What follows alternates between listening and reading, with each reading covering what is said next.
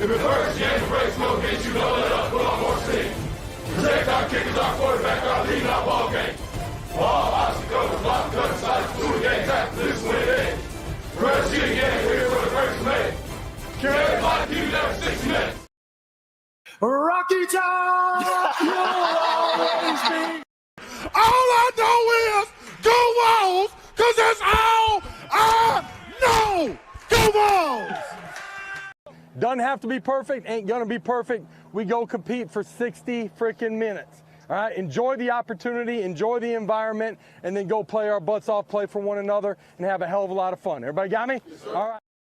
Well, I mean, obviously, we've spent, 4 years, trying to change the culture, trying to instill in these young men how blessed they are, to have an opportunity to play somewhere like the University of Tennessee.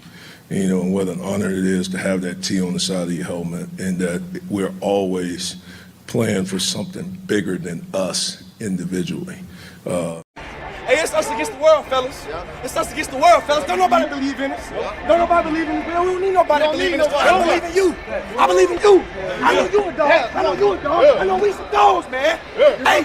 Hey, all this preparation we put in, all this been talking about. Hey, it's time to go release pain, man. Yeah. It's time to go put in real. Yeah. Let's go. Tennessee on 2, 1, 2, Tennessee. Ball, Tennessee, ready. Ball, Tennessee, ready. Ball, Tennessee, ready. Oh.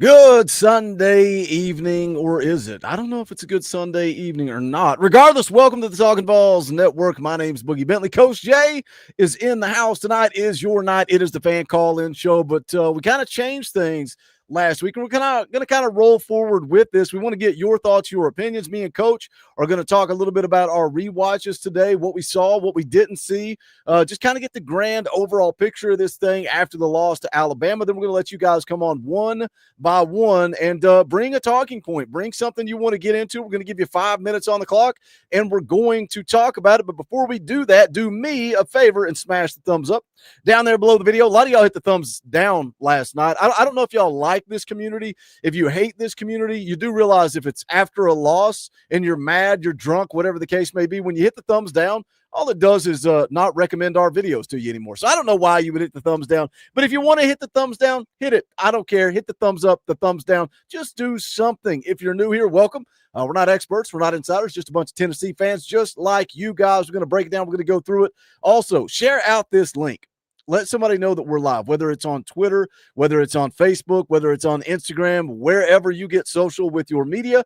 Let them know we're live. You can also support by dropping what we call a door fee, a super chat, like Todd Landers has done. He drops a $2 super chat and says, door fee, we're okay. Just got to win out. Exactly. Just go play the next game. JG 80 for 5. And I see this a lot. I see this a lot on Sundays after a late night loss. JG 80 says the Wild Turkey had me overreacting last night, but I am nervous about Florida, Oklahoma, and Vandy. I'm a VFL, but this loss hurt. The way we lost hurts the most. It's okay to hurt. It's okay to be upset. It's okay to feel like being nervous about Florida, Oklahoma, and Vanderbilt. But I caution you guys, be careful on a late night postgame show. Don't come on here and say something that gets you banned, and then you're gone from the community and you're no longer a part of the Talkin VAWLS network. Caller for 5 says, fire Josh Heupel crowd, need to have a replacement in mind, not just saying it because they're short-sighted, realistic replacements, not Kirby, Saban, etc. I agree with that, Carl. And I would say the same thing about this. If you're in the fire Tim Banks crowd, tell me why. Don't just say the defense sucks. Tell me what about that defense sucks. What needs to improve? What does Tim Banks need to change? What do you think he could change? Luke Thompson also gifted a couple of Talkin VAWLS memberships. We're on that membership drive. If we get 35 of them, we'll give away some free Talkin VAWLS merch. That means we're 33 away. I'll put the link in the chat. Coach, I know you rewatched the game. Any differing thoughts today? Let's start there. Anything you feel differently about today versus last night? Differently? No. I wish there was, Boogie. It's one of those games. I mean, I will say this. Checking notes real quick. I did want to point out one thing. There were a couple of defense, and I know I highlighted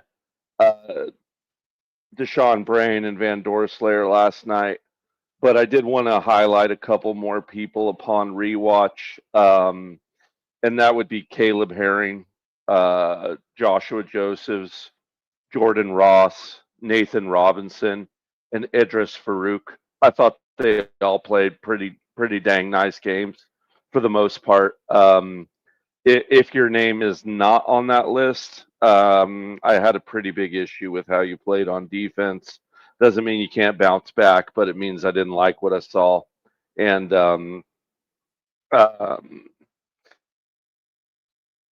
I just thought, I think why a lot of us are disappointed is because we didn't leave it all out there on the field, Boogie. You know what I mean? Like, because we didn't play our best game. It's like, if you go out there for the full game, you go punch for punch and you come up just a little bit short, like the Georgia game.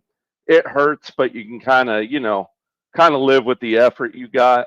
Maybe not defensively in that game. That's a bad example, but you feel a little better. I just feel like we didn't play collectively very well as a team. And I want to go back to Carl's comment for just a second, because I got curious about this with all the Josh Heupel, fire Heupel news, because I saw a lot of comments.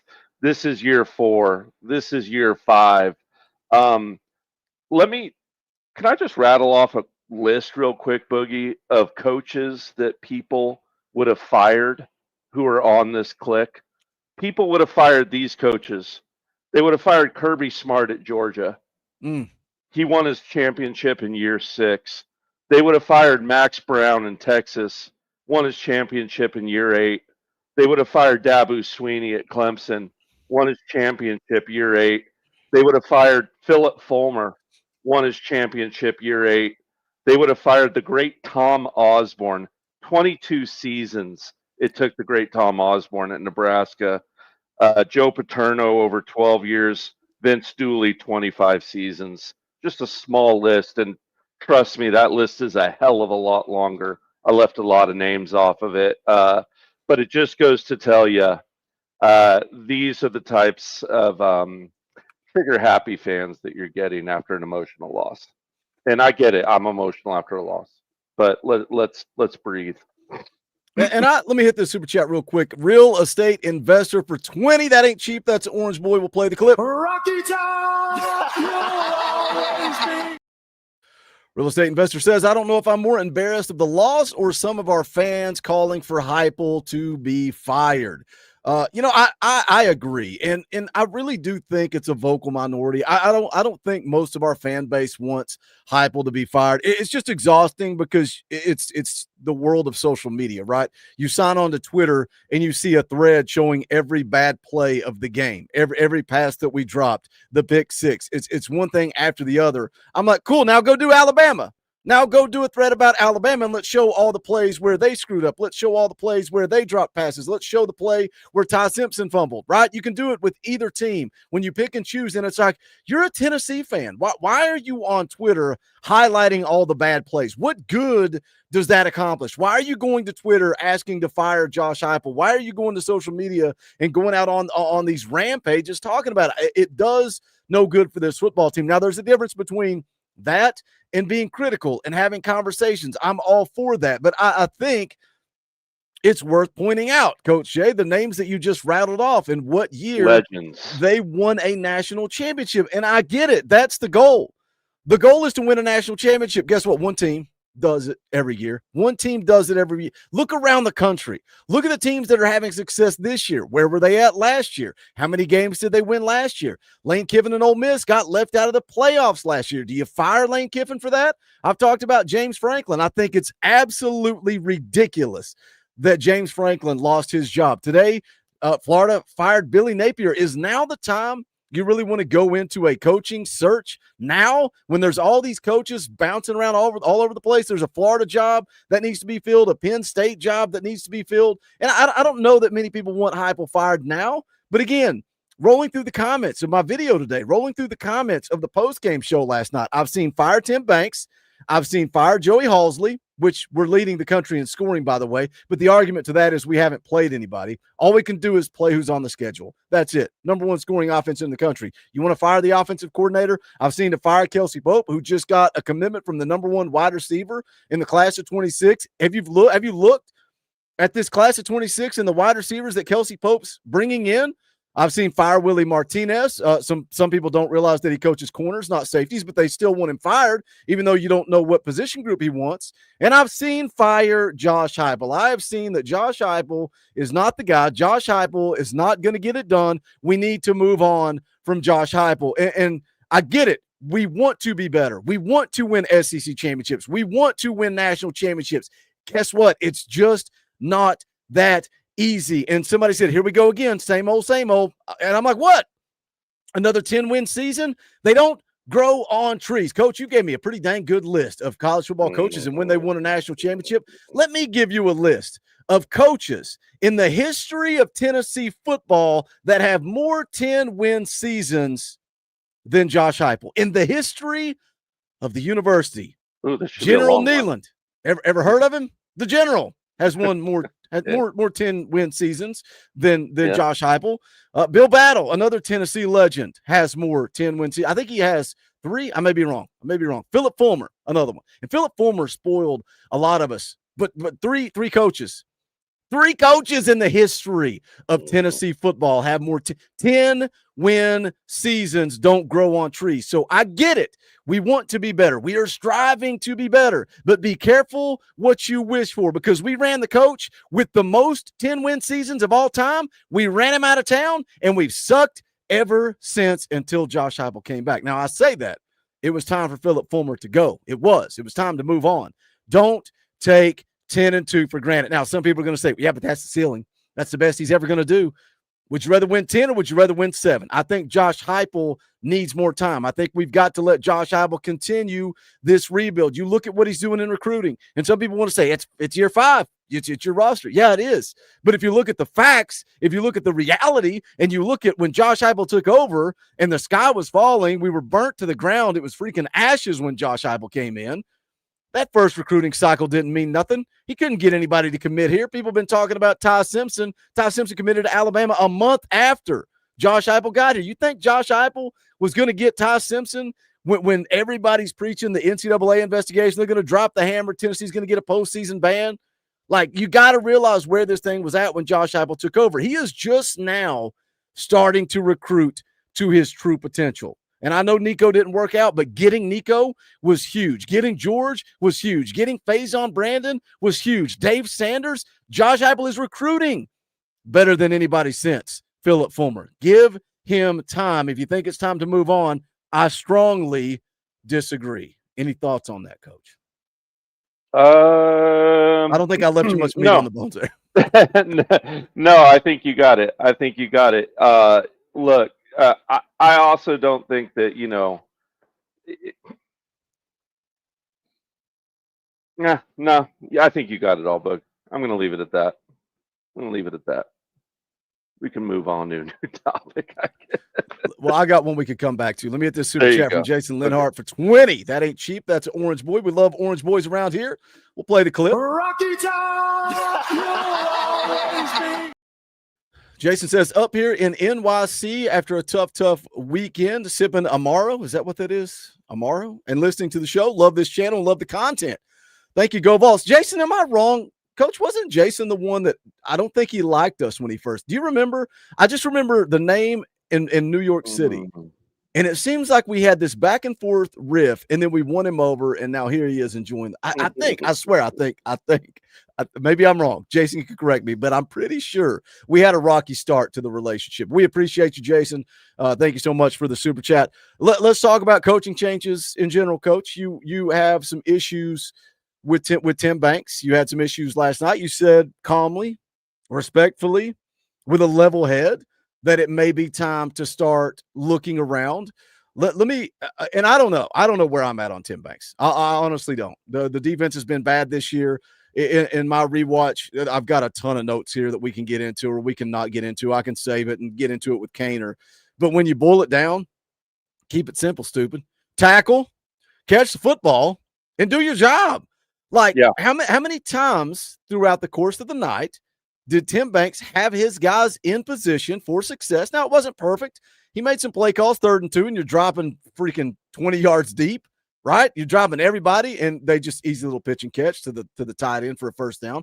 Tim Banks' game plan wasn't perfect, but I think if players execute, if players make the plays that they should have made, I think we can win this football game. I think on the rewatch, because I'm not as emotional, I'm going, man, Tennessee was in this game. Not only were they in it in the first half, even after the pick six, they were still in it deep into the third quarter.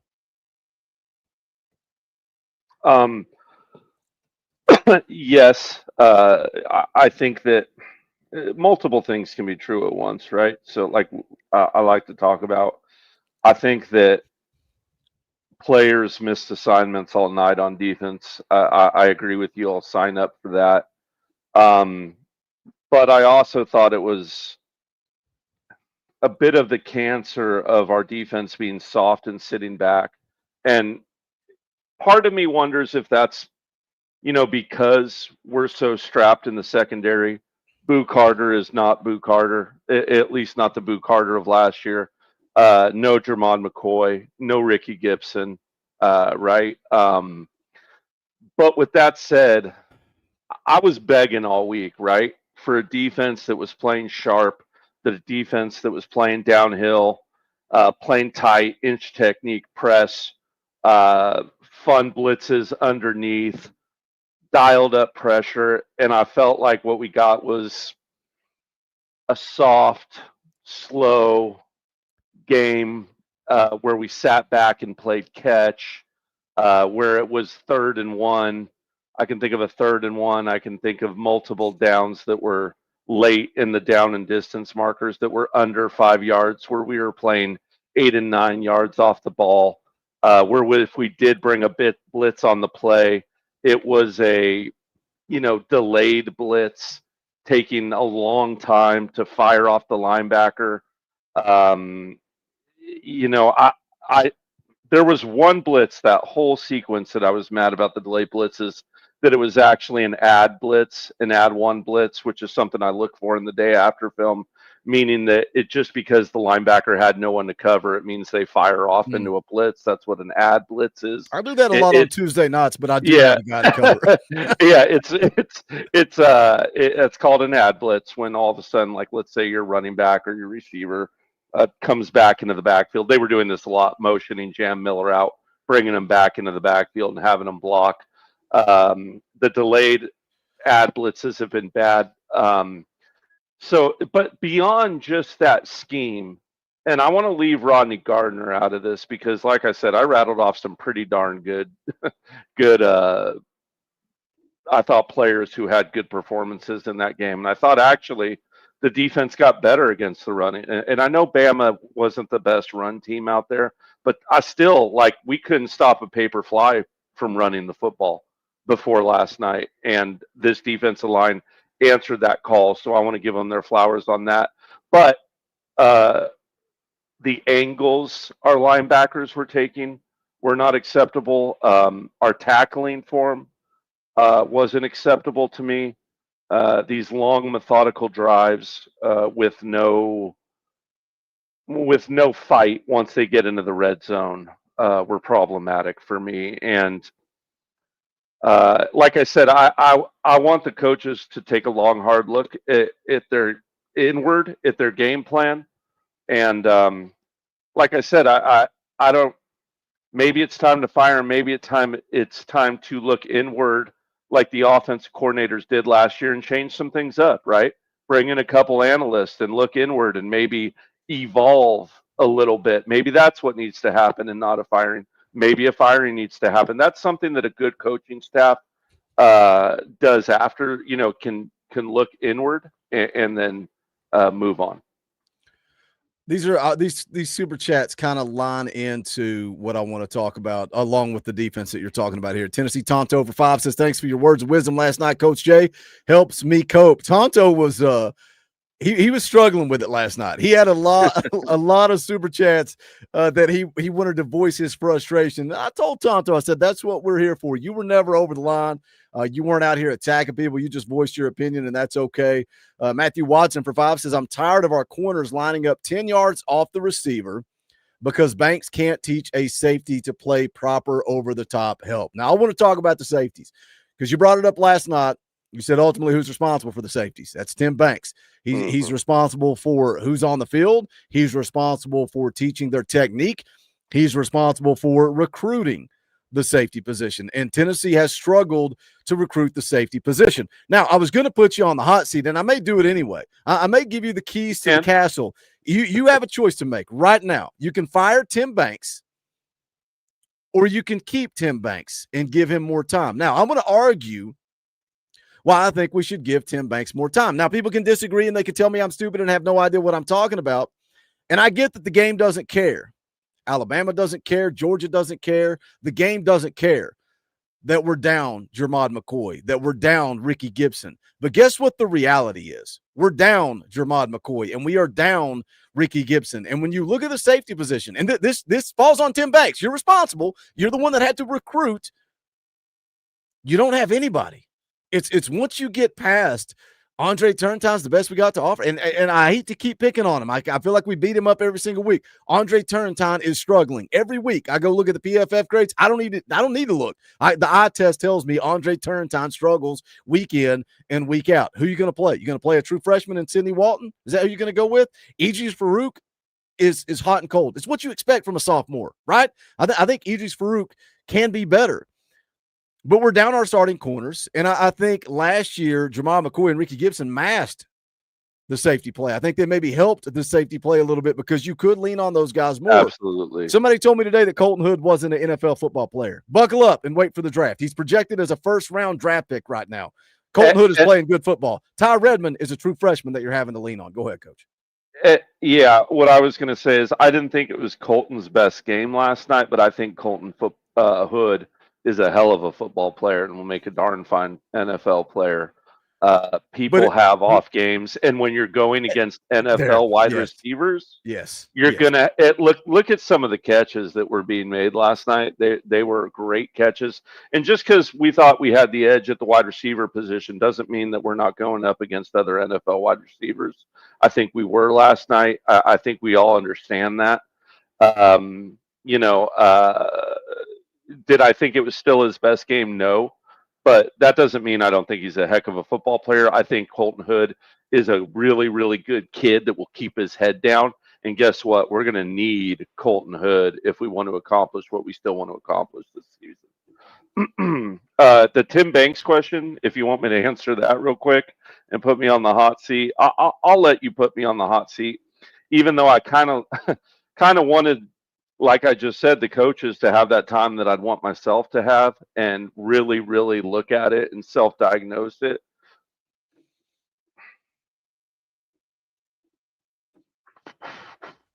It's a hard decision, Boogie. It's a hard decision. Like right now, I don't even know if I'm 100%. I'm like 60-40 on the side of get rid of him. part of me feels like two really good analysts can kind of jump inside this defense and point out what, why I think Tim's a little too close to it right now. Looking at things too closely with that microscope, needs to back up, look at it with a telescope and kind of see what's right in front of you. So I don't know if a couple analysts would fix it or you need a full overhaul. But let me ask you. I don't want to lose Rodney Gardner either.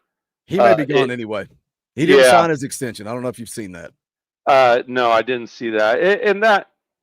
It's just retiring, you think, or you see him going somewhere else? I don't know. Somebody asked AP. This was last week. Somebody asked AP, "Is he retiring?" And AP said, "I don't know." It's very interesting that Rodney Garner did not sign his extension. I'll tell you what I wouldn't do. I wouldn't just knee jerk and get rid of Tim Banks, unless I was damn sure who I had to replace him. Right now, are there coordinators that are out there that I would love to put in there, like Ron English and multiple others?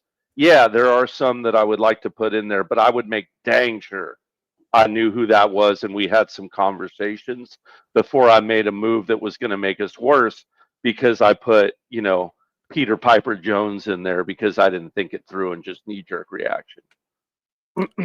Cody Tackett's for 5 says, I think we give him one more year at least. We had a top defense last year. I think a lot is on the players and That's injuries. I don't see, that's kind of where I'm at, Cody, and that's what I was going to say. And I don't understand. Like, I see the comment from somebody there that says it's been the same thing for 5 years. It's not been the same thing for 5 years. And I don't understand the narrative that Tim Banks' defense last year was not any good. I don't understand that. I just can't wrap my head around it. When we were, I think, 7th in the country in scoring defense, we relied on that defense week in and week out to win football games. We relied on Dylan Sampson and that defense. We were not scoring points. I don't get it. So did Tim Banks learn how to coach for 1 year? And the reason I think Tim Banks deserves another year, and I got to say it again because people yell at you if you don't. It doesn't matter. The game doesn't care. Nobody cares. How much difference, Coach, is this defense if Jermod McCoy is healthy? How much different is this defense if Ricky Gibson is healthy? Right? How much different does this thing look if you got two lockdown? And not only, like, I call Gibson a lockdown corner. Hood may have been pushing him. Hood may have been pushing him for starting time anyway. How good are they with Jermod McCoy and Colton Hood out there? It's a different defense, and I get it. Next man up. You got to be ready. You got to do what you got to do. But this defense is different if you have your dudes.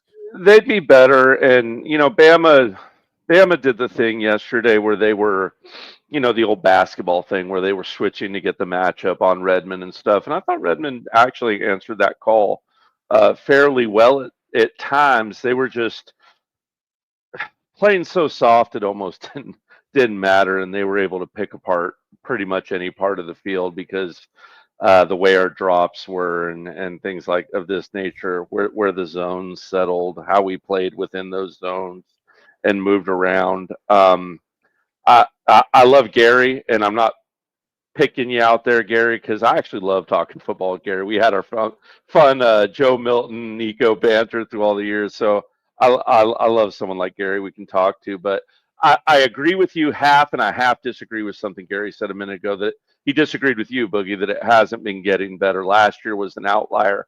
I would say that the road woes and in these big games, it's been a lot of the same out of Tim Banks.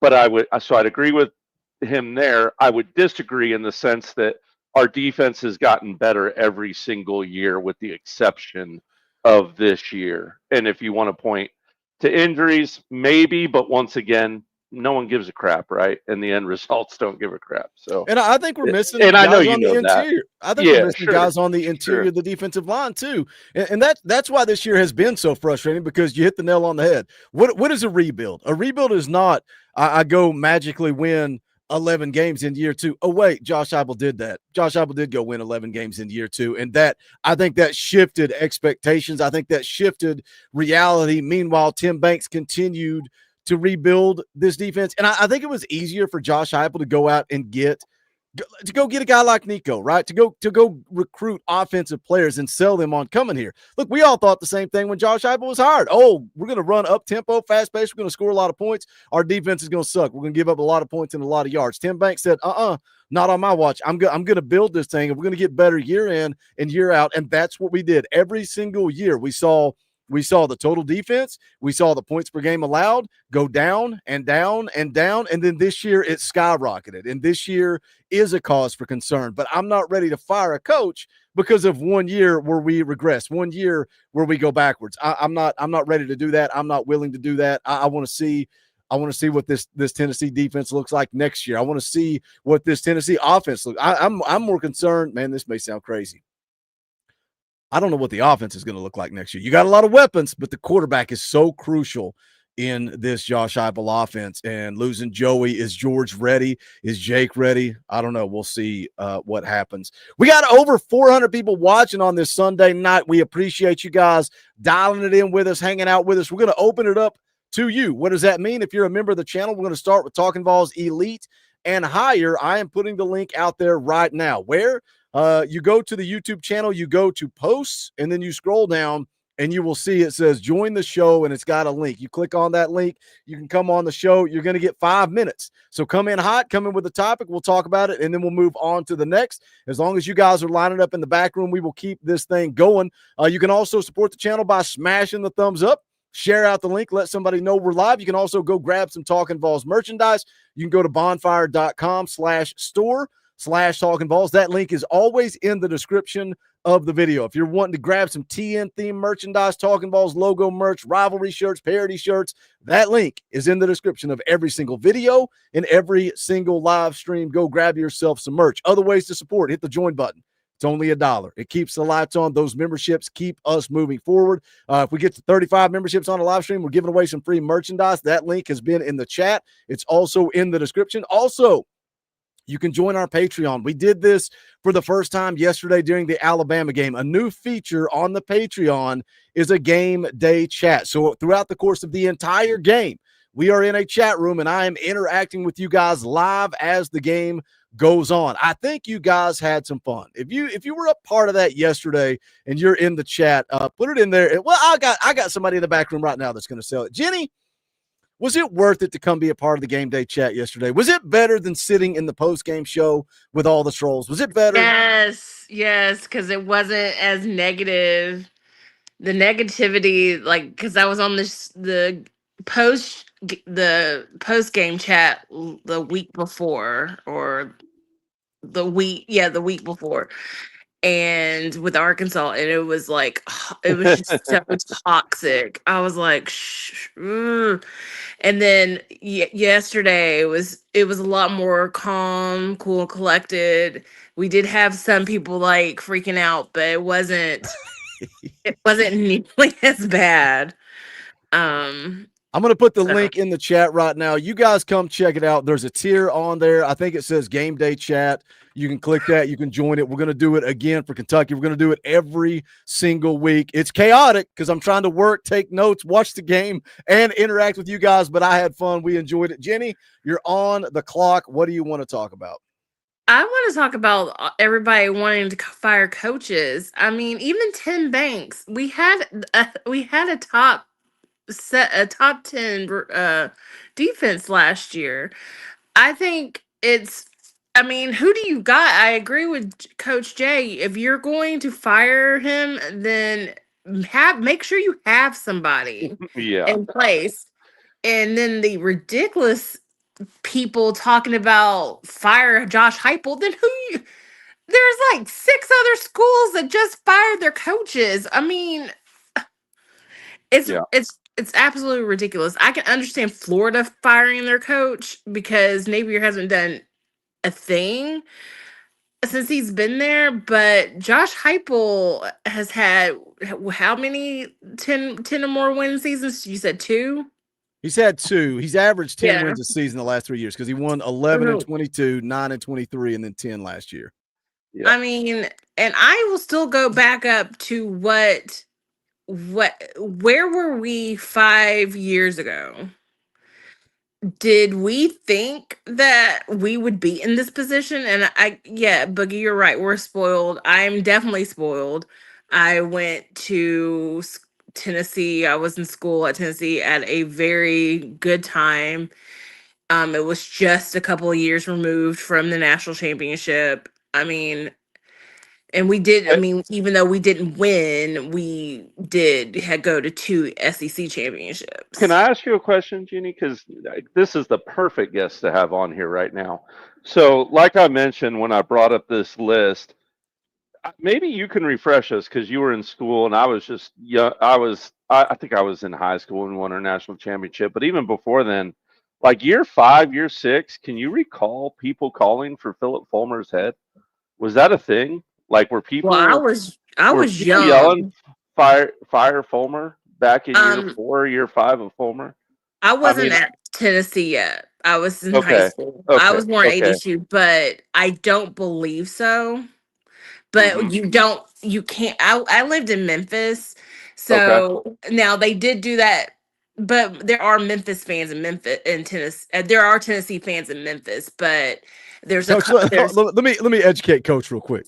Yeah. I I was was a just young, stuck out here in California, Boogie. I was a young lad as well, Coach. But and I had to pull it up to refresh my memory. But when you come in year 1 and you go 10-2, and then year 2 you slide off a little bit. You go 8-4, 8-4. but Yeah. then you're 11-1, 10-2, yeah. He was 11-2, constant. Yeah, national championship. That's why people our age are spoiled, because we grew up in middle school and high school when you're starting to really become a fan, right? It's not just I'm not watching the game. I just wear Tennessee stuff. Like, you were invested at that point, and yeah. every single year you're winning 10 games. Like, it's I mean, you my are now sophomore year. entitled. But I would Yeah, almost argue that I was 16 when we won a national. I was a sophomore in high school when we won the national championship. gotcha. So I guess my point is, like,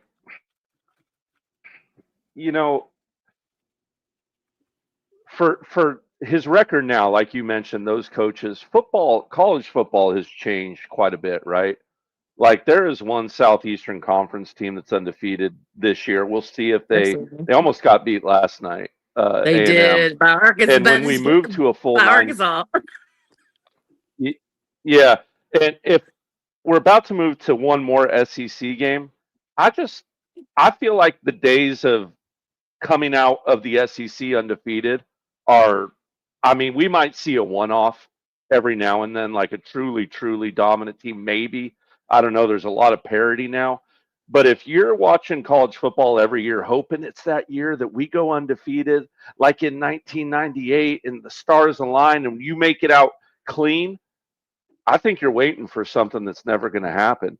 I think every SEC team is going to have to come out of it with 1 or 2 losses and make a run in the playoffs once we Right. move to an extra game. Maybe it's just my opinion, but All right, Jenny, you're out of time, but give us one last thing, because we talked for most of your 5 minutes. You got anything else you want to add before we get you out the door? Oh, no, she froze. Maybe it was Destiny that she wrapped it up. maybe. Yep. All right. Jenny was at 5 minutes anyway, so we'll move on. I put the link out for Talkin Vols Gold and Higher. I told you guys, this is how Sunday's going to work. The link's out. If nobody comes on, nobody fills the back room, me and Coach Jay going to say cheers, and we're going to go watch some TV. We're going to relax. We're going to put our feet up the rest of the night. This is your show. Let me catch up with some super chats real quick. Sit on that thought. Dim Barnyard Builds for 5 says, I saw someone say they're tired. Tim Banks gets the credit for a great defense for what really is nothing without Garner, and Chop as a linebacker DB play is inconsistent. Well, let me spin it this way, because somebody told me today that Willie Martinez needed to be fired, and I said, well, what about adding Jermod McCoy? What about Colton Hood? What about Ricky Gibson?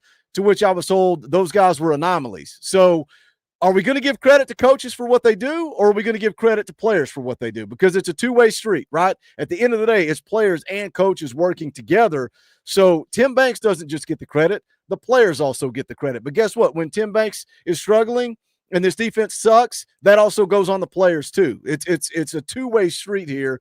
Deepwater for 10 says, I kind of understand the split. Tennessee just never seems to be balanced. 1 year good offense, bad defense, then next year bad offense, good defense, and just back and forth, never balanced with both sides. If we had played complimentary football last year, and if we played complimentary football this year, we would be hard to beat. You're not wrong, Deepwater. That's what makes it so frustrating.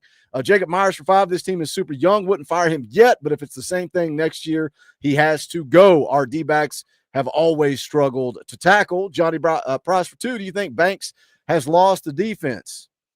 I don't think so, and I think it was good. Was it Tyree West that got it in Ty Redmond's face for the way he tried to tackle down there on the goal line, holding each other accountable? I don't think it was anything too far across the line. I think it was holding a player accountable. I don't think he's lost the defense.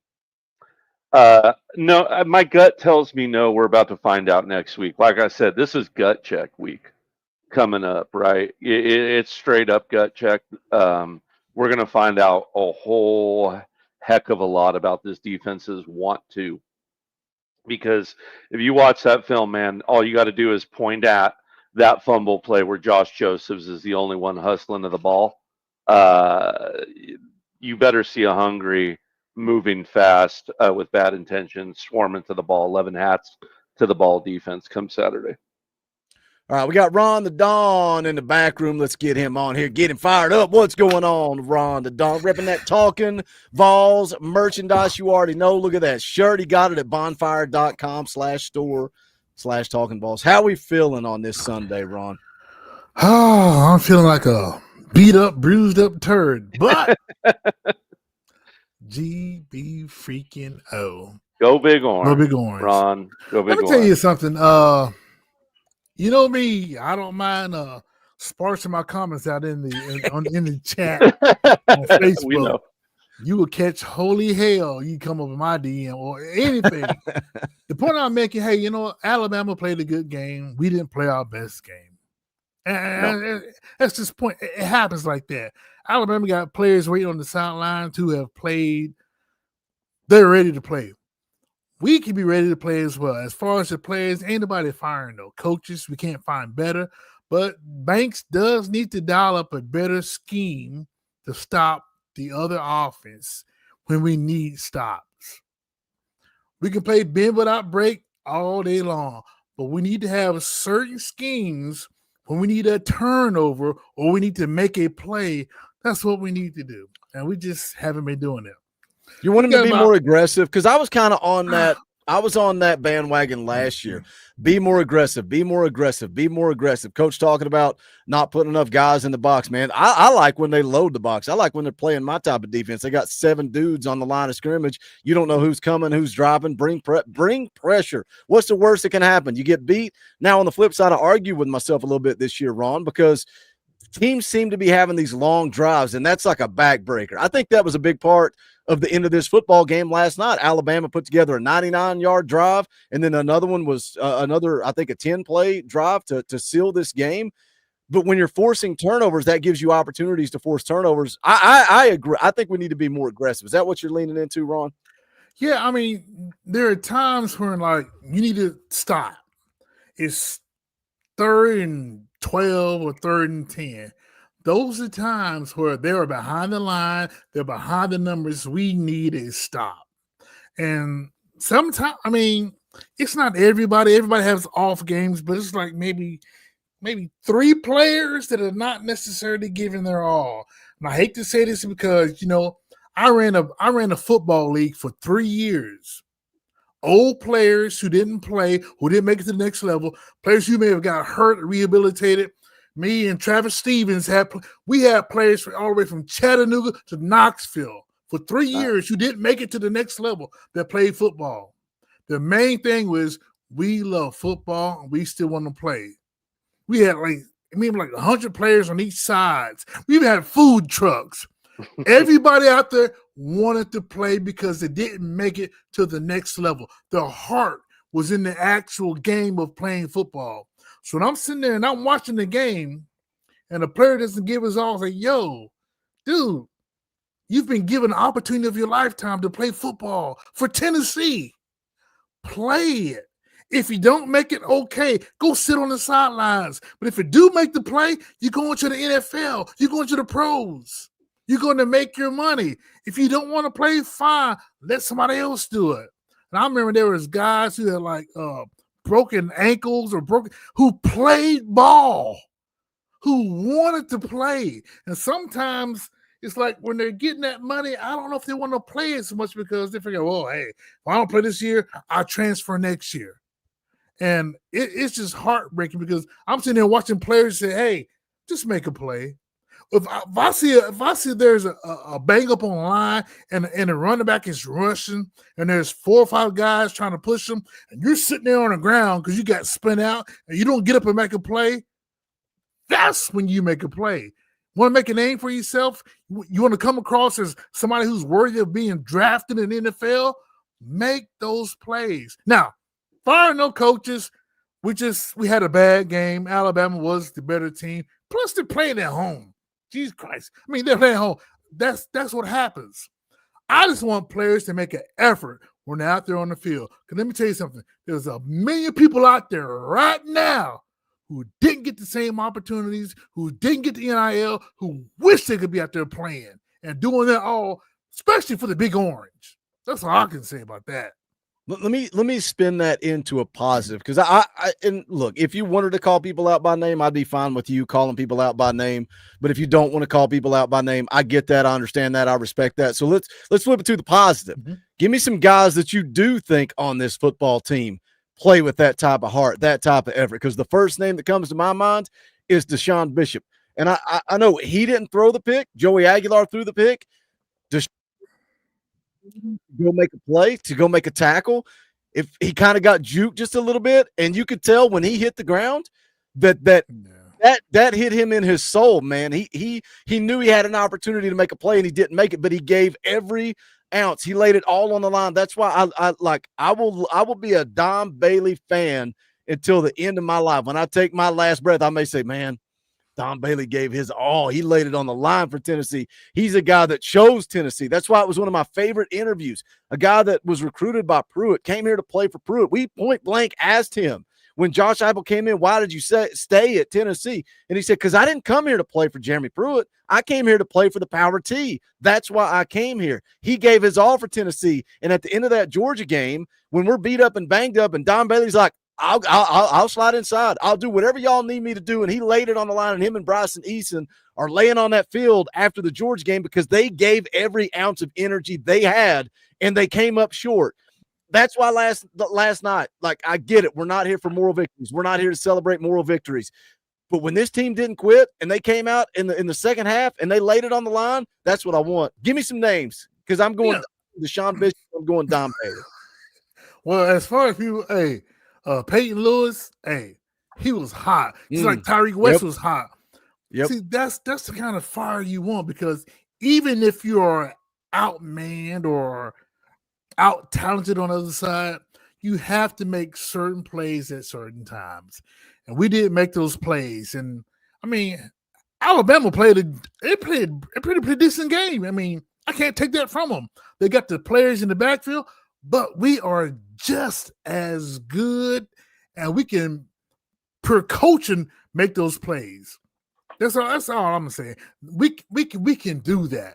And it's crazy because we sit there, we can pick at T-Lander and number 2 not being as fast as he should. But T-Lander makes him score. I mean, he makes some plays.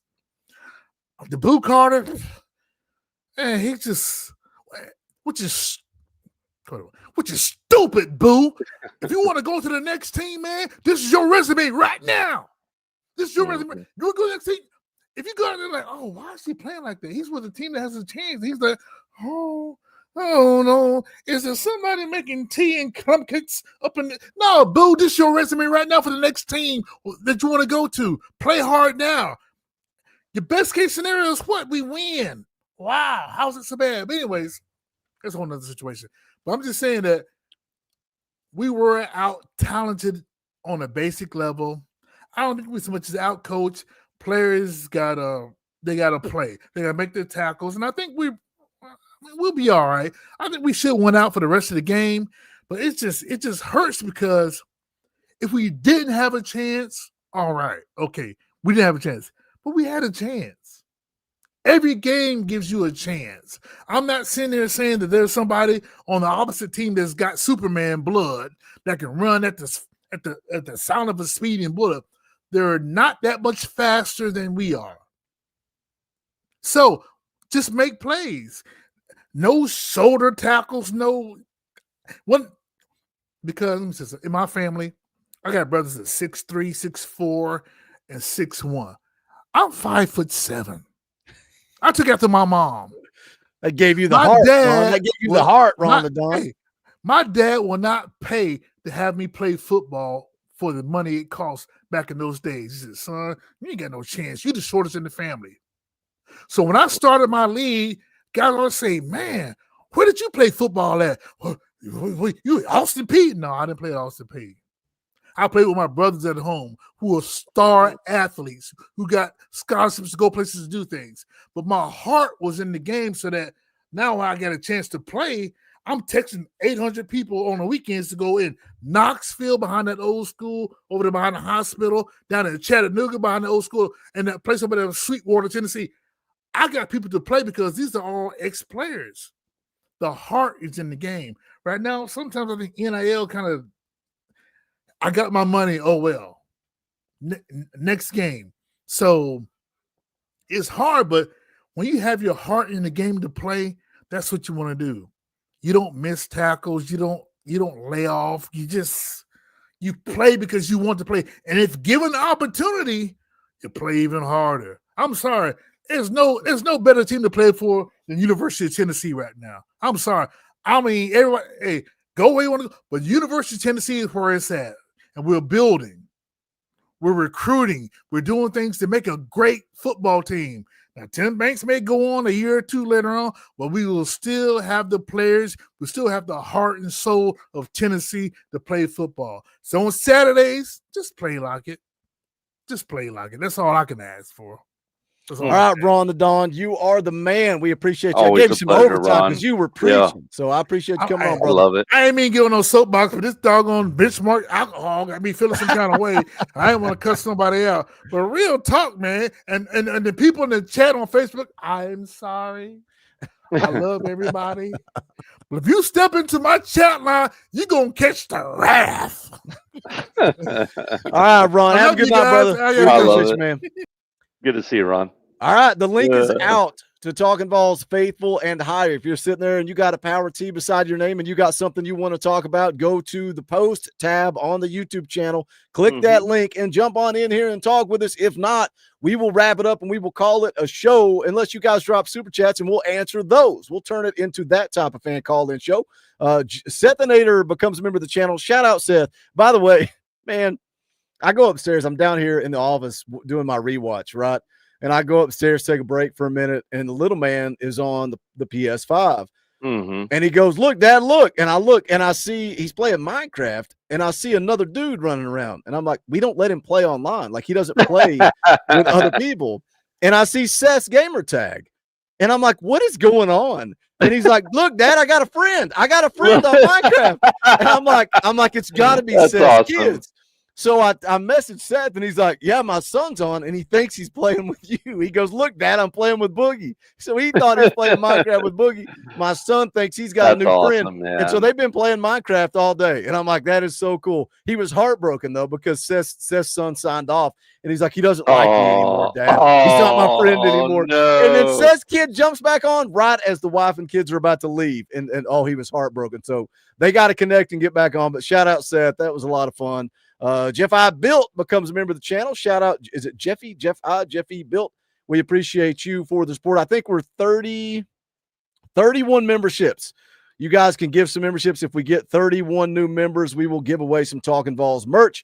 Bookham Dano for 10 says, we are Kentucky's daddy. I have a shirt that says so. Tennessee open, I think, 8.5-point favorite. I expect to take care of business against Kentucky this weekend. Johnny Price for 2 says, boo drama have anything to do with it? GBO, I think it has to do with his buy-in. Don't you think, Coach? I don't think it's necessarily impacting the defense as a whole as far as chemistry or anything like that. Boo's play is impacting this defense, but I think it's impacting him personally more than it is the defense as a whole. Yeah, I agree. He's just not right, man. Like you can tell, we've seen what he looks like. I don't know that it's affecting the whole team, but on some level, it's affecting the whole team because your play affects the team, right? A team is only as strong as its weakest link. So there you have it. But Boo, my question is, and it's not a question I get to answer, it's a question Tim Banks has to answer is how long do you allow him to affect that team, right? Out there on that field? How long do you leave that leash to let him stay out there and hopefully find himself? I don't get to make that decision. I don't get to see him in practice, so I don't know what they're seeing. So it's hard to kind of say from that standpoint. But seeing what I've seen on Saturday, it's hard to justify seeing him out there. Jalen McMurray's, not as athletic and as talented as fast. He's not a prodigy, but he plays hard. He's He gives you outplaying Blue everything. right now. He's Even he's without those outplaying Boo, tools, and he's outplaying him. yeah, he's outplaying him, playing his arse off. So give me Jalen McMurray right now, which is a shame because you need him. You need him in games like this. He was getting cooked on Saturday.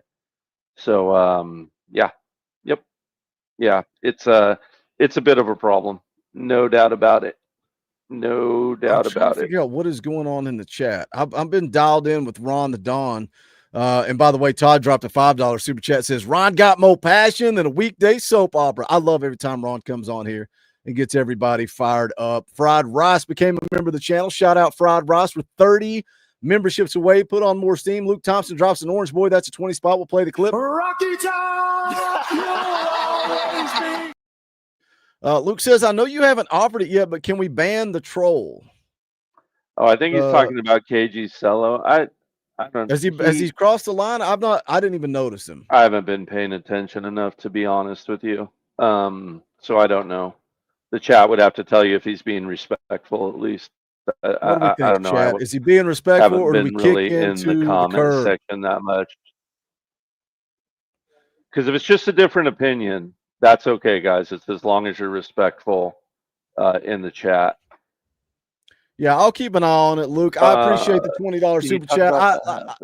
I'm always watching, but I'm trying to get engaged in the conversation. Timothy McGee for 10 says, why are we pushing it down the field 99% of the time? We need to also be more creative with the passing game, and our defense need to wrap up when tackling. I definitely agree with wrapping up. I think we need to be. I think we need to make more of an effort to get Deshaun Bishop the football. That was one of my key takeaways from the rewatch: is run the dang football. And sometimes it wasn't even pushing the ball down the field. It's the little cute stuff on the outside. It goes for a loss, and then the next play, Sam snaps it when Joey's trying to check the play, and now all of a sudden you're in 3rd and long, and just run the football. I felt like Deshaun Bishop was hot. He was cooking. I think you got to find a way to get him more carries. How many carries did he have on the day? 14 carries. Gosh, it didn't seem like it was close to that. Need more. Any thoughts on that from Timothy?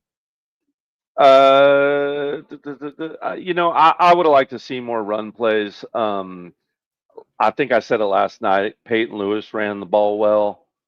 Star Thomas ran the ball pretty dang good. I think he had a 19-yard gain at one point in that game running the ball.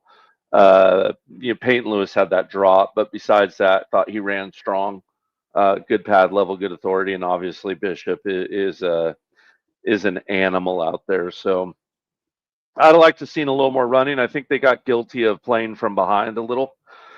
So they were trying to elongate the game and keep the ball in the air. Yeah, I wouldn't mind talking about this comment earlier, Boogie, from Corbin. Forgive me, I'm no linguist expert. Yeah, there you go. Let's get Score the Demons in the back room, but I feel like he can add to this conversation as well. Yeah, let's lead us off here, Coach Jay, and then we'll get Sore in here on it too. Okay, what needs to happen in order to get through those inches? I think the number one most important thing is we need to get on the same page. I think I saw one fan bring up something I've been talking about, which is synergy. the offense and defense playing together in concert. And it feels like every year one unit's humming and the other unit isn't humming, right? We need to get them on the same page, right? We need to get them on the same page. And then finally, and I know everyone doesn't want to hear it because it doesn't really matter, but we need to have a healthy season as well, where we come out fully healthy, fully firing, and are able to pull through. Because the inches between good and elite are really, really finite. I mean, you saw them last night. There's probably 3 or 4 plays that could have changed the outcome of that game last night. So your inches are finite, but the big things are what's really concerning for me right now. The bad tackling, the poor form, not hustling to the ball, and playing too soft a defense. So it's glaring right now. The defense is an issue right now. But I'd say overall, what does Heupel need to do to get this thing to an elite level is to get both units playing their best football in the same season. Sora, jump in on that topic. What do you think? If you really want to know what the difference between good and great is, look at the last game. If you hustle, like Coach Jay said, if you tackle, wrap up, actually, pay attention to the ball. If you play heads up, don't make the mental mistake. Without the mental mistakes, you probably could have won that game. Without, beating yourself up, causing, giving up on plays and this, that, and the other, you could come out of that reasonably close. We spotted them like 17 points off of mental mistakes. You can't do that and win a game. But if you don't do that, then it's what, a 20-20? And everyone going into this game just knew it was going to be a shootout. It was going to be, we have to score 40 points. We have to score this, that, and the other. No one even got close to 40. Not on their own merit. We gave them 17. They scored 20 on their own. It was a defensive struggle. Our defense stepped up. Offense kind of hung them out to dry. It sucks for sure. But if you want to know good to great, you got to get over that hump. You got to have discipline. You've got to have the ability to actually, have players who want to play. Whether or not Boo wants to be here or not, I don't know. It could be the same thing as like when they talked about Jalen Hyatt back in 2021. He doesn't want to be here. He's this, that, and the other. And then 2022 comes around when he actually does, put his mind right and actually practices like he should have and really goes for it. And then he's a Biletnikoff winner the next year. I think a big part there's so many little things, Sora, that you're talking about. I always want to call you by your real name and try not to. There's so many little things like you talking about. The big thing for me on the rewatch, like you watch it live and it feels like you got your brains beat in, right? Because of the way the first half ended. I did. I wouldn't say that. Like after the way the first half ended, it's almost like emotionally you quit. It's like this game's over. Like it's going to take a tall task to come back. But even on the rewatch, of course, right there at the end of the first half, of course, we know how it ended right then. But the last 7.5 minutes, man, you go 10 plays, 78 yards to tie the game at 7, and then your defense goes out and forces a 3 and out. That's why I kept beating it home last night. Your defense played good enough to win this game. Like you take over on your own 18. You get the offensive PI against Staley. That pushes you back 2nd and 19. Pierre, again, that dude was a monster. That's when you got to give Alabama players credit. Pierre is a dude, and he impacted the game last night. But you get the safety, right? You go from a 3 and out, getting the football with a tie game and an opportunity to go take the lead to, well, crap, we just got a safety. And then, oh, by the way, Bama goes right down the field after the safety and adds 7 more. Then you add the pick 6. That's a 7.5 minute time span where it's a 16-point flip. And if you really want to talk about it, it's a 23-point flip or however many. I'm doing Steiner math now. But the fact that it's really 14, not 7 on the pick 6, but just all night long, it was little things. And that's why when you talk about going from being good to elite, you got to minimize mistakes. But I think it's also worth mentioning is recruiting. And I get it. It's year 5 for Josh Heupel. I definitely don't count the first cycle. The second cycle, I still don't think was a full cycle for Josh Heupel. And this class of 26 is going to be special. I like the class of 25. People say, oh, Josh Heupel can't recruit. Really? Like, who else was recruiting the number of 5 stars that Josh Heupel was? Getting David Sanders was huge, but it was so big that nobody's talking about Isaiah Campbell, who was a 5-star on the defensive line. Like, we're recruiting dudes. The class of 26, we got some dudes.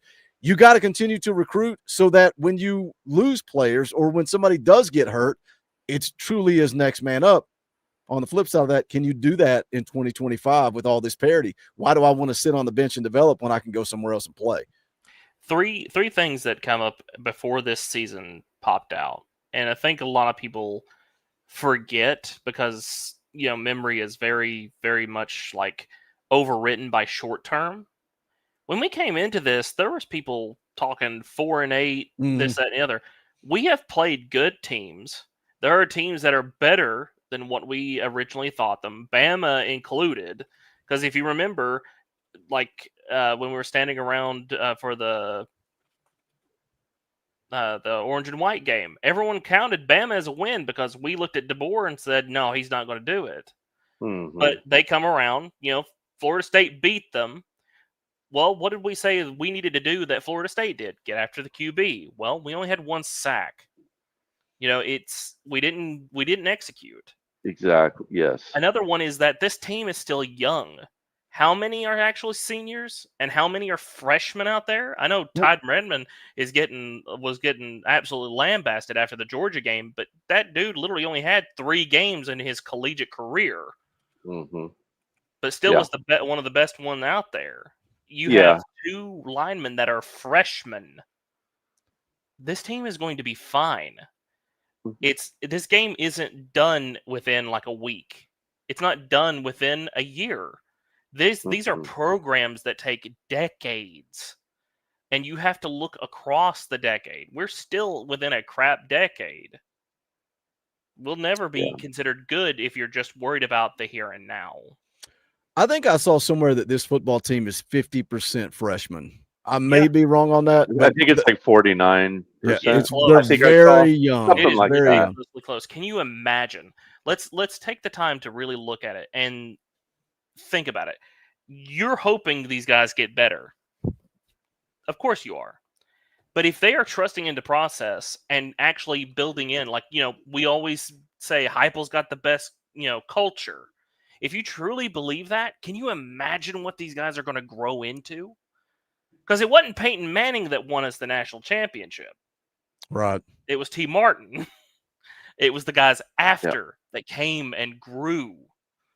And you've got to grow through that. Now, Heupel has made mistakes. I'm not saying he hasn't. There have been weird calls, weird plays, and weird ideas that I wouldn't necessarily say I agree with. But if you look at the bigger picture, look at where we are. I agree, man. I agree. Sor, we appreciate you jumping on with us. The time is up. The link is out for Talkin Vols Faithful and Higher. Sor, it's always a good time hanging out, buddy. Night, guys. Yeah. Let me catch up with some super chats real quick. Unless you got something you want to put. I really have something I could ask you. Go ahead. Yeah. No, I just. I don't know if I want to read super chats. Let you make a point or me ask you a question. You go first, and I'll keep in mind. I was going to address everyone's troll asked a question about match coverage in the chat a minute ago and why we keep doing that in the back end. It gets us beat. And the short answer is why Tim Banks is trying to do it is to eliminate voids in the zone, right? Traditional zone coverage like cover 3 and cover 2 leaves open windows for defenders, right? So match coverage turns those zones into pattern matching rules, Boogie, right? So like you can match that pattern, defenders can start in zone alignment, but match routes and receivers in that area. It gives you a chance to control space without giving up leverage. But problem is that our defenders have been so out of position in it that we've still been, chasing people down. We've been having bad eye discipline and turning around completely upside down.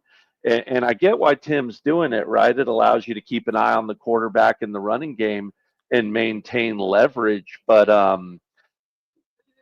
the defense just hasn't very good at exploiting this type of defense, and it's been extremely problematic for us.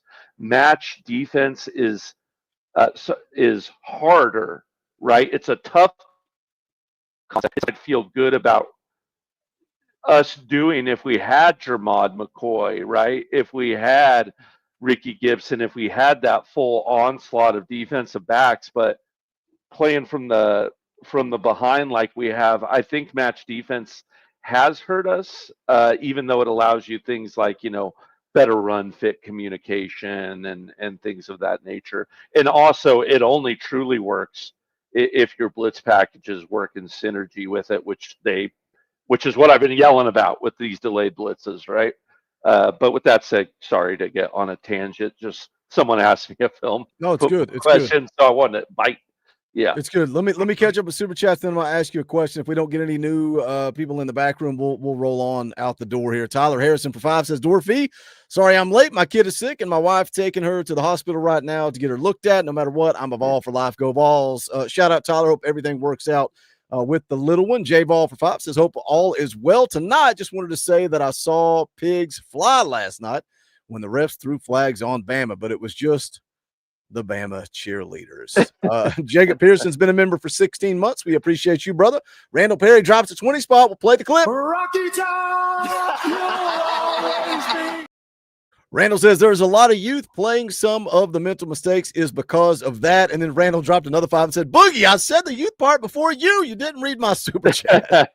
Sorry, Randall. I try to let the conversation flow and then catch back up with you guys. But it is a good point, man. It's a good point, Randall. A lot of young players on this football team. Again, we talk about safety play. Who's your next option? If Andre Turntime's not working, it's a true freshman. All right, it's a true freshman in either Sidney Walton or Timothy Merritt is right there in the 2 deep. You look at corners, you got Ty Redmond starting as a corner for this team. You look at linebackers, right? You saw Jaden Perlotti is starting to get a little bit more run. Jaden Harmon got some run early in the year. Kind of haven't seen him as much lately. Timothy McGee for 2 says, I hope Joey Aguilar comes back like Pavia. We'll wait and see. It all depends on Joey first and foremost.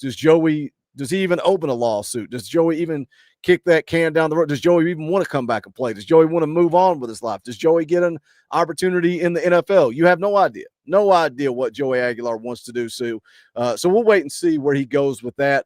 Unless anybody pops in the back room, Coach, the last thing I want to ask you, you talked a lot about this last year. We got Joe in the back. We'll get him on here in just a second. You talked a lot about this last year when the offense was struggling. You talked about Josh Heupel and Joey Halsley and how every year you got to self-evaluate. You got to look yourself in the mirror. You got to look at what you did good, what you did bad. You got to adjust. You got to make changes.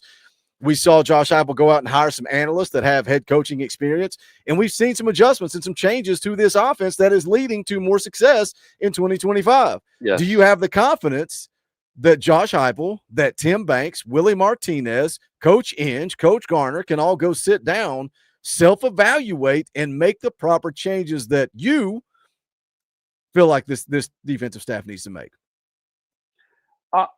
I want to say yes, because they've given me the track record that they will do it, right? Like I think I'm on record on this channel multiple times, even when I've been in disagreements with Josh Heupel, that I feel like he's kind of earned the right to, for me to trust him for now, at least. He hasn't lost that trust for me, at least. So I think I do trust him. I like our analyst on this team. Someone was asking earlier, but unless I'm mistaken, I believe that both of our analysts are defensive linemen by trade, or defensive line coaches and edge coaches by trade, if I'm not mistaken. And I think that's something that we do need to look into. I think we need to bring in someone who understands that 4-2-5 deeply, and can look at it and really self-evaluate, and can look at the plays of the players and really self-evaluate what we need to improve at, what we need to teach at, what we need to grow at, and where the holes are. Tim Banks didn't all of a sudden forget to coach football, right? He knows all these things. He can explain match coverage to you better than I probably ever could, right? If I wanted to get the full film out, chalkboard out, right? Like he can do that. It's just like I said, sometimes as a coach, you're so close to the dang thing that you can't see it, and you need to look inward. And you always go back after the season and you look at all your film. But I truly think they need to look within and make some wholesale changes on the defensive end. And does that mean Banks's job? Maybe, maybe not. But it's a decision. It's something I feel that they need to do, which is why I spoke on what I spoke on last night. I'm 100% going down a rabbit hole trying to get as much information as I can as you're talking. The analyst that they hired just recently, no, but it's good information. Marion Hobby, former defensive lineman at Tennessee, was hired in June of 25. Again, defensive lineman. Chop Harbin, outside linebackers. Robert Ayers, obviously former defensive lineman at Tennessee, now an analyst. But there's a guy, I don't know how to pronounce his name, Nick Brodagam. He is a linebackers analyst, worked with Coach Inge at Washington. And then Corey Robinson is the only one. Tennessee expected to hire Corey Robinson, has experience as a defensive backs coach at the NFL and college level as an analyst, worked with the New Orleans Saints the last 3 seasons, previous Power 5 defensive backs coach. So I'm just saying, one analyst that has secondary experience, one with linebacker, and a whole host of defensive linemen on that staff. I'd be willing to give Coach Josh Heupel the homeboy discount. You know what I mean? Like I give you a little bit of a discount. Coach Jay will come on the staff at a reduced price and help all that I can, Boogie. Just, I don't need 500,000, maybe just 250. Maybe just 250. Timothy says Jim Chaney in Oklahoma OC is analyst. Coach Jay. Coach is talking about the defensive side. We were talking about defense. Right? Because we talked about the offense last year, and that's kind of led into the conversation about the defense. I love this right here. Where did it go? Jenny's trying to bait somebody. We got somebody that's full scorched earth fire, everybody. Jenny's trying to get him to come onto the show. She knows how that conversation's going to end. She is baiting him in. Come on the show. Come on and talk about it. You want to fire everybody? Let's talk about it. Nobody's going to get cussed out or insulted. I love a good debate, man. I is like we always say, man. Disagree with each other. Just do it respectfully. It's just the bare minimum, man. All right, Joe's been waiting in the back room forever. Let's get Joe Harvey on. Joe, what's going on, brother? In here. Is he there? Hey guys, sorry, no camera tonight. You're good. Just sailing just outside of the Dominican Republic, brother. Wait a minute. I forgot you were on a cruise, and you're not going to turn your camera on while you're on a cruise. Why are you not turning your camera on? Show us the pool side. Show us the deck. What's going on out there? Because I'm not beside the pool. Been feeling a little under the weather this evening. So. Oh, no, that's no good, especially on a cruise, man. It's all good, bro. So, hey, guys, I apologize because this loss is all my fault. Every bit of it. Yeah, man. We were sitting by the poolside last night up on the big screen, and lo and behold, they had a Cigars Under the Stars event that started at 8 o'clock.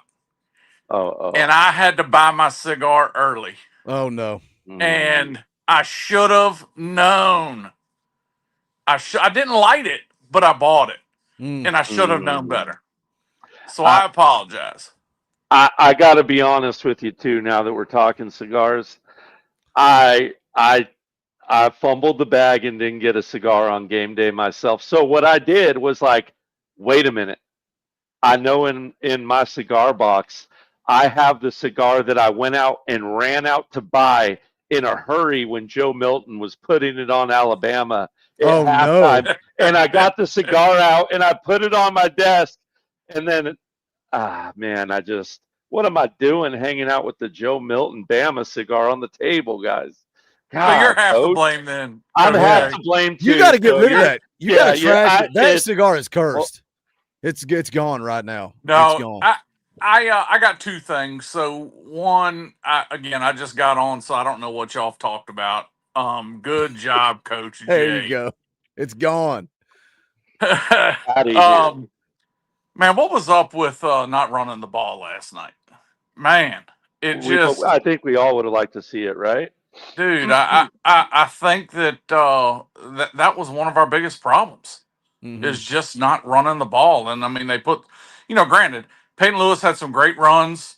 Star Thomas actually had some good runs when he came in. I Only just, 3 carries. just Only so 3 carries. frustrating. Yeah, so frustrating. And then the other thing is defensive wise, I just don't think that our defensive line, obviously they didn't get pressure. And the last few years with the defensive line we've had, we have actually been able to hide some troubles we've had in the secondary because our line put such good pressure on the quarterback. And without that, it's exploiting some of our issues in the secondary. I agree. Especially, I agree on the interior very much so. And I tried to not make excuses, but just point out the fact that, hey, man, we got a couple of guys injured on the interior, right? We were waiting on Jackson Moy to get healthy. We were waiting on David Hobbs to get healthy. Those guys came back, and I feel like we still didn't get that pressure on the inside. Omar Norman You have was a game changer. You have to be able to put pressure on the quarterback without blitzing. Yes, and they didn't. They didn't against Alabama. And that was a big frustration for me, is going into it, it felt like we had the advantage. It felt like our offensive line versus their defensive line was an advantage. It felt like our defensive line versus their offensive line was an advantage. And it wasn't, man. Pierre, again, you got to give credit where credit's due. That dude, 42 for Alabama, impacted the game all night long. All night long. Yeah. So I did have some other Tennessee brethren with me on the ship, so I wasn't alone. And we unfortunately there was a good crowd of Bama people too. Tried to shoot them all overboard at halftime, but I wasn't able to make it happen. You know what got lost in that game a little bit that I haven't seen anyone bring it up, man. And it would have been dang near impossible to complete, but when we were down 10, when we brought it to within 10, Spillman almost changed that game. He almost completely changed that game. If he comes down with that ball, he runs into that end zone. I have no doubt that Spillman beats Ty Simpson in that foot race. And all of a sudden you have a 3-point game and you're going, man, we played about as bad as we could play and we're within 3 if that play happens. I know it shoulda, coulda, woulda. Shoulda, woulda, coulda moment. But what was the penalty stat Tennessee versus Alabama? It wasn't too bad, I felt, because Alabama had they didn't have a bunch of them, but I thought they were big penalties when they had them. Tennessee had 10 for 67 yards. Alabama had 7 for 61 yards. Okay. Yeah. I haven't looked much up today, so. Yeah. Well, guys, thanks for having me on, man. Appreciate it. And, absolutely. Enjoy the rest of your trip. Yeah, man. Yeah. Enjoy the cruise, man. Hope you get to feeling better, Joe. Yes, sir. Bye. All right, later. Big one. All right, let me catch you up with Super Chats. Wayne drops a 20 spot.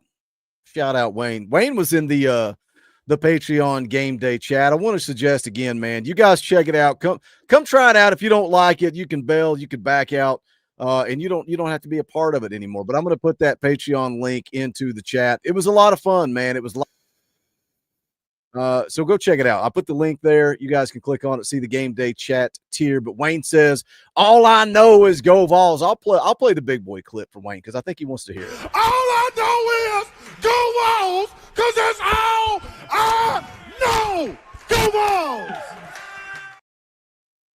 Shout out, Wayne. We appreciate you, brother. Matthew Watson for 5 says, Dave wasn't in during Joey's safety. He should never have come out.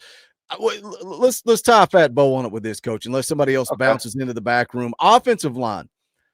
Statistically, you look at it, 4 sacks, I think 8 TFLs, I think it was.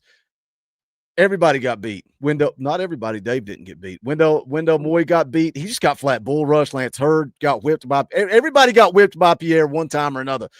Jesse Perry, Lance Hurd, Wendell Moy. The 4th sack was on the miscue from Sam Pendleton, snapping the ball while Joey's checking.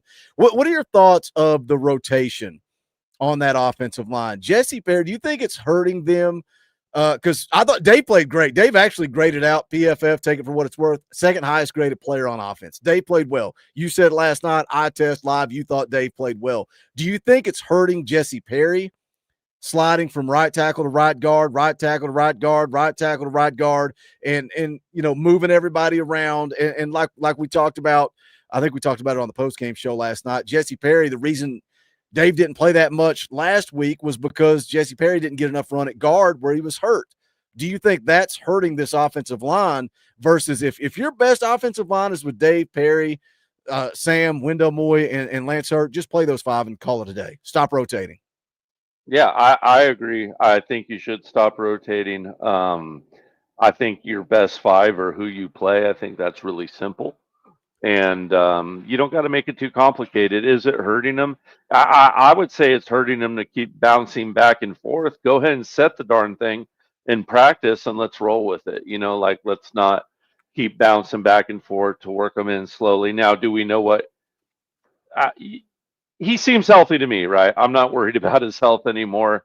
Maybe they've got him on some kind of a snap count, but I think he looks great, man. I'd be giving Perry as many snaps at that position that I possibly could be to get him as comfortable as I'd want to get him into. So, but you got to have Dave in there. I mean, the run game, and I think I brought this up the week before when we didn't know how Dave would go in.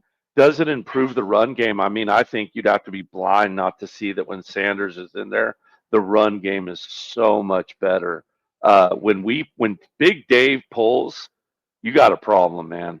You got a big problem when he pulls and kicks out next to Lance Hurd. It's that's a lot of beef coming downhill, and it springs people open, man. So 100%, you got to have him in there. Not only does it help the pass game, but it helps the run game. And when the run game is good, our play action game is good, and that's when we're truly lethal. I think we're going to call it a night. We're about an hour and a half into this thing. I appreciate you guys tuning in with us. I hope you guys like the new format for the fan call-in show. I think it definitely works more clean, opens up the conversation, some good back and forth. Everybody brings something different to the table, but the fan call-in show is only as good as you guys make it. So you guys coming on to the show is what makes it. If you're sitting there going, man, I'm shy, I'm nervous, I don't want to, man, just come on the show. Coach Jay did it, and here he is all these years later. Every time the light comes on, he's sitting here in front of the camera. So maybe you'll be sitting beside me doing a fan call-in show one day when Coach Jay is coaching somewhere in the SEC. If you haven't hit the thumbs up on the way out the door. We would appreciate it. Go check out the merchandise, bonfire.com/store/Talkin VAWLS. If you're not a member of the channel, fix it. You got $1? Got $1? We need $1. Hit the join button. It's only $1. $1 a month. That's it to support this channel. Another way you can support now is the Patreon. And I put the link in the chat. It's also in the description below. All the links are in the description below of ways you can support the channel, the Patreon. Again, the big thing, the game day chat, going to be a lot of fun. We appreciate you guys. We love you guys. Be right back here tomorrow morning, 9 a.m. Eastern time. Me and Kaner are going to talk this thing out. Maybe, just maybe, an update on Tony Vitello from the man that covers baseball over at volquest.com. So be here tomorrow morning, 9 a.m. But for Coach Jay, my name's Boogie Bentley. This is the Talkin VAWLS Network. Go Big Orange.